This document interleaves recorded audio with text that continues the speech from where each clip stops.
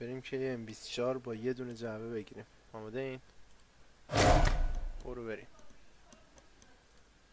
خب الان کاری که باید بکنید چیه؟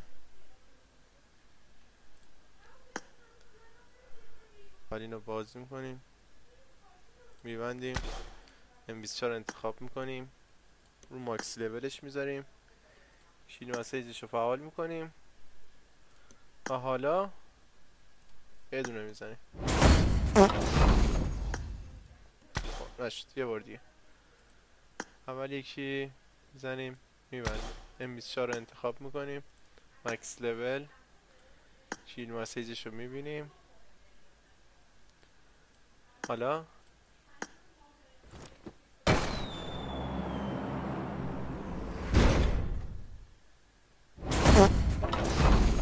دست بیل